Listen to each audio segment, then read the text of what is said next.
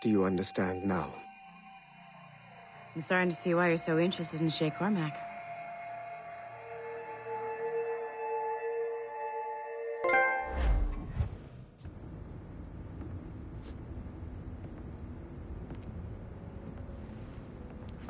Shay has seen the true face of the world, and he has chosen his path accordingly. A similar choice will soon present itself to you.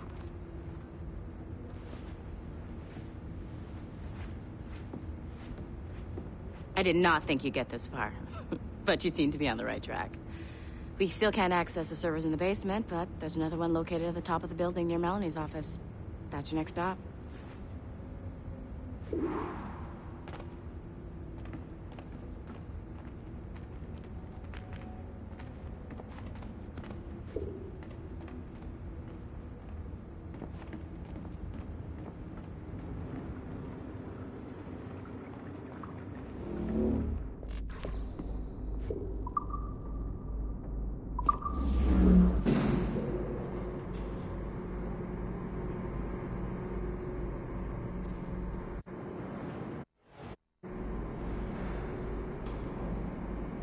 Could you stop by my office?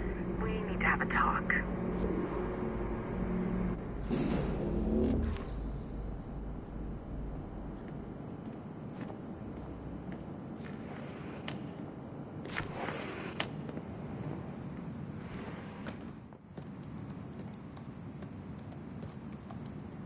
This office used to belong to a man named Olivier Garneau. He was my predecessor as Chief Creative Officer of Abstergo Entertainment. Otto Berg is a representative from our parent company, Abstergo Industries. He's showing you the true history of the world, just like they showed me. Olivier was kind, he was intelligent and passionate about our work, but a year ago, he caught a glimpse of this truth. They never found his body. This is not the way we normally bring people up to speed on these matters, but you've worked hard and are proving yourself, so I'm granting you level 2 security access. The servers on this floor should unlock more of Shay's memories.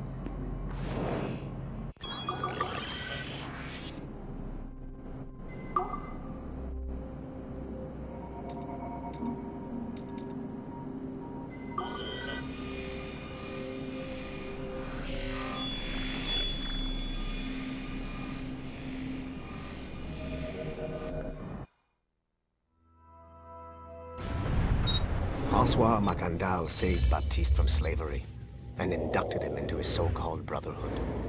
Macandal was a vicious mentor, and in his desperate attempt to liberate slaves, he broke his own creed by indiscriminately killing nobles. Misguided as they are, some assassins are honorable. Macandal was not one of them. Thanks to the calculating genius of Madeleine de Lille, the Templars made an example of Macandal by way of public execution in 1758. His pathetic excuse for a brotherhood quickly fell apart.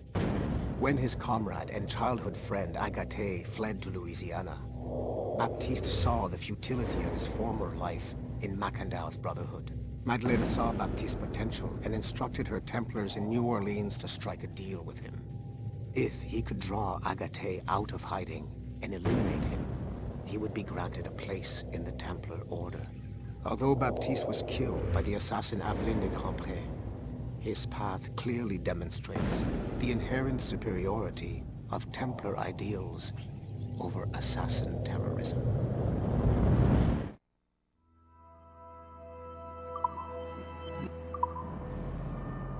Got your Animus ready and waiting.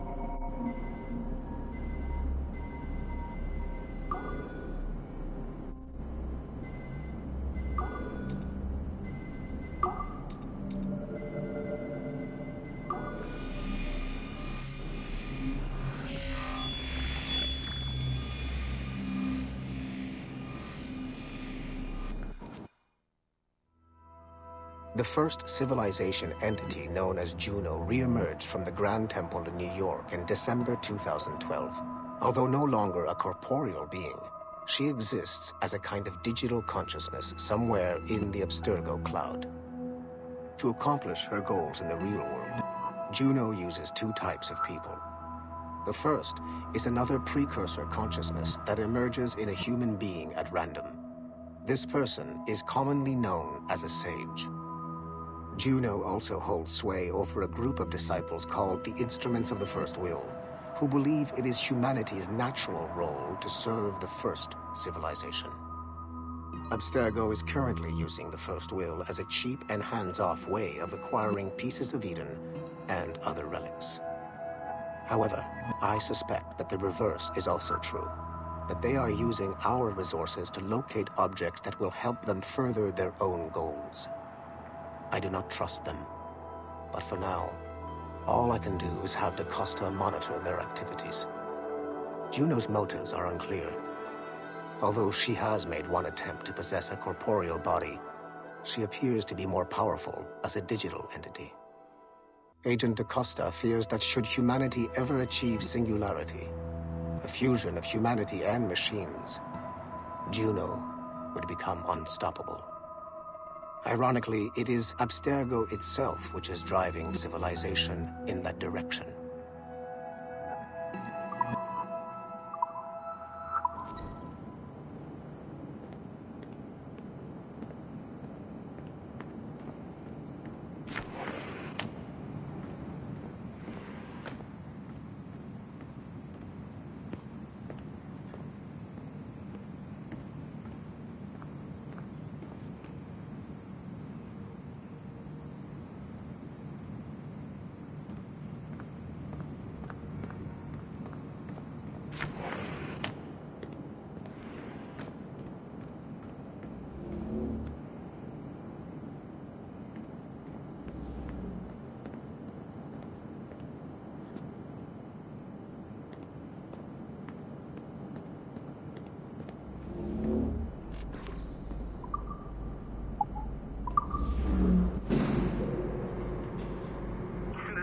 Numbskull.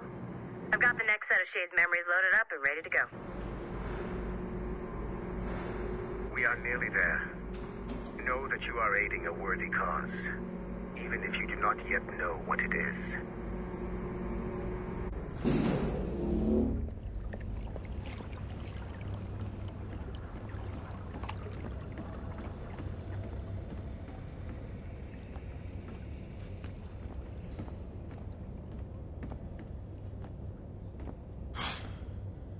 I'm bored out of my skull. But orders are orders, and my orders are to stand right here.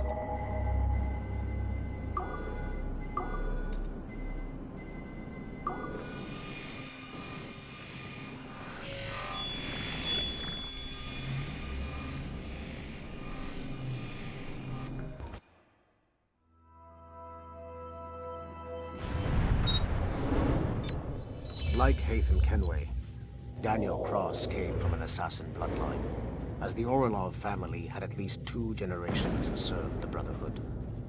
Daniel Cross's history of drug addiction and animus-induced psychosis should not take away from his many accomplishments for the Templar cause. Under the influence of Warren Vidic, he was planted into the Brotherhood and earned their trust, eventually meeting their reclusive mentor. Then his subliminal programming activated, and he killed the mentor, triggering the first great purge of the modern age. Al-Mualim, Haras, Vali Sel Tradat, Baptiste, Duncan Walpole, HAYTHAM KENWAY, Lucy Stillman, Daniel Cross. These are but a few prominent examples of something I've always felt. That there will always be assassins who are willing to abandon their cause to serve ours. Yet there is no one who embodies this idea better than Shay Cormac. And I want the assassins to confront this painful reality.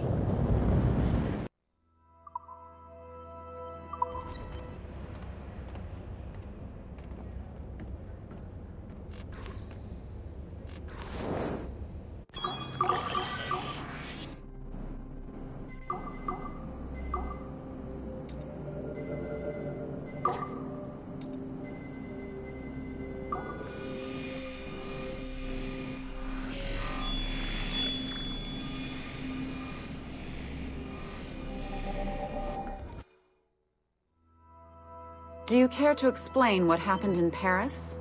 Gavin Banks led a team of assassins to your laboratory and destroyed it. That lab was supposed to be completely off the grid. How did they find it? Banks is a known associate of Sean Hastings and Rebecca Crane, who have infiltrated Abstergo before. He is also not your typical assassin brawler. He follows information. They found a way to access your Helix servers. Nothing is off the grid anymore. That facility was dedicated to studying the sage we recovered from Montreal last year. If you had informed me of its existence, Sigma Team could have protected your interests. Did you engage Banks' team? Sorkin and I tracked them from Paris to La Rochelle, where their ship was waiting for them. We fought, but we were outnumbered. Sorkin was stabbed 7 times by an assassin we have identified as Galina Voronina. And you let them get away? Let's be very clear. I was trained to hunt and kill assassins. It was you who disbanded my team and sent me on a fool's errand across the surface of the Earth. I warned you this would happen. You know what? I can admit when I'm wrong. You have my permission to reform Sigma Team. I need DaCosta back. Impossible. She's still in Montreal. Unacceptable. I've apologized for my oversight, Berg, but don't push me. The fact is, we need to find new sages. Alvaro Grammatica tells me that Melanie LeMay has a few promising leads in Montreal. When will DaCosta be finished? She's ahead of schedule on security upgrades and firewalls, but Helix is a target for assassins, Erudito, and the first civilization consciousness. So, there have been some setbacks. Is the building physically secure? There's security on site. Send me there. Oh? I thought you were too good to be wasted on such trivial matters. I wanted DaCosta back on my team, and if that building is a target, I need to make sure she's looked after. I will also improve their security in my own way. Very well, I'll start preparing the necessary documents. Like DaCosta, you'll be a consultant from Abstergo Industries, there to help bring them up to speed on some new policies. In the meantime, send some extra agents to Paris. I suspect there may still be assassins lurking there.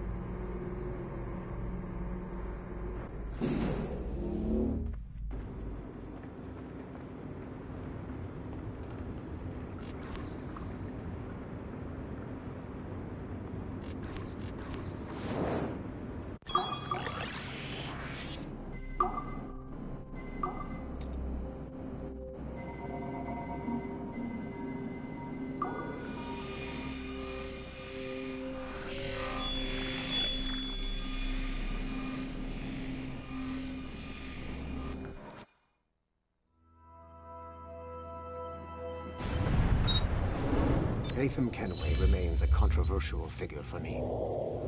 I have great respect for him. After all, he was the Grand Master of the Colonial Rite, charged with finding a precursor site. HAYTHAM was cunning and ruthless, but he had a streak of emotional weakness that ultimately triggered his downfall. He lost his father when he was a child, and the British Grand Master Reginald Birch raised him to become a Templar Knight. HAYTHAM eventually learned that his father, Edward, had been an assassin. That he chose to stay a Templar, rather than follow in his father's footsteps, indicates to me that he believed he was already on the right path. When HAYTHAM discovered that Birch was the one who murdered his father, he and his sister killed him in revenge. I believe this was the beginning of his downfall. Templars kill for efficiency, not petty emotions. When he discovered that his son Connor was an assassin working against him in the colonies, the same emotional weakness stayed his blade. A pity Connor did not show him the same mercy.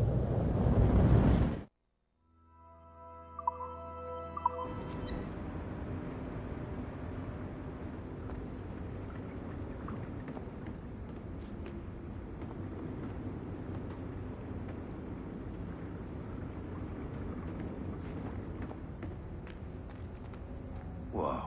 This place is a fucking disaster piece.